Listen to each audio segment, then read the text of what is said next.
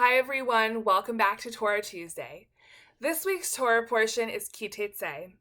In the book of Deuteronomy, we learn a lot of really interesting teachings and important values about creating a society where we care for one another and we are interconnected and interdependent. There are also many parts of this Torah portion that and I'm sure many of you would find very troubling and disturbing. There are a lot of things about relationships between men and women, husband and wife, slaves and owners that sometimes match our values today, and other times we would find them completely incomprehensible and immoral. One such text for me is the text that describes the case of the Ben Sorer Umoreh, the rebellious and wayward son.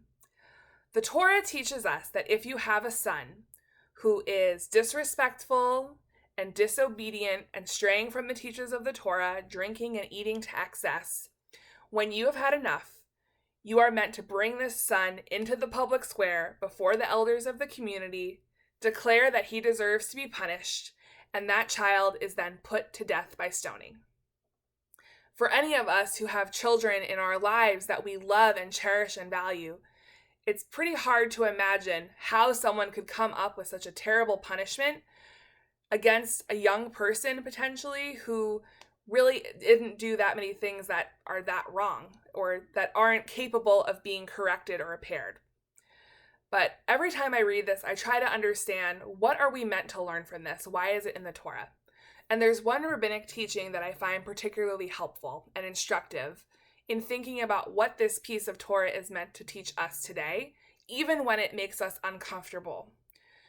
One rabbinic point of view tries to understand the punishment itself. Why is this person put to death?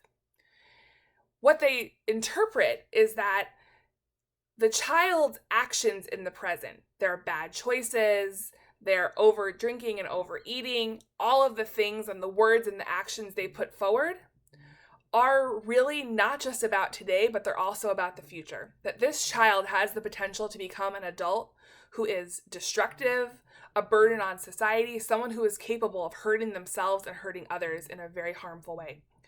So the punishment of death comes to cut them off before they become guilty of those crimes. Now, we can argue whether or not that's really such a great way to understand this and if it really makes it any better at all. But I think the principle that I derive from this that I find really helpful is this idea of not just thinking about the present actions, but thinking about the potential in the future of where this could go, where one's actions might take them.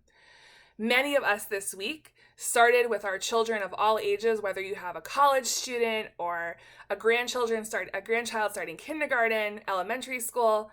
Many of our learners in our lives are starting virtual school, and many of them are at home with you.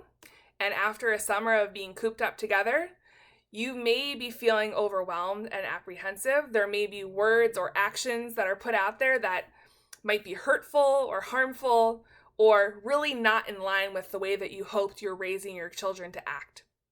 But I want us to take a moment and remember to take this Torah teaching and to take a step back. When you're feeling like maybe this Torah actually has something to it, maybe we should be punishing wayward and rebellious children, take that step back and take a breath and remember that it's not just about the present, it's about the future. Right now, our children are learning so much about what it means to face adversity, what it means to make the best of a really difficult situation that is out of your control, and more. And all of these lessons that we can't even comprehend today will shape them to be resilient, responsible, compassionate adults, the people that we want them to be, who will go out there and treat others with kindness and compassion and empathy and change the world. So I wanted to offer a blessing with this week's Torah portion to all of our parents, all of our educators, anyone who's dealing with this big transition of going back to school. We are thinking of you, and we wish you well and hope you have a wonderful week and school year ahead.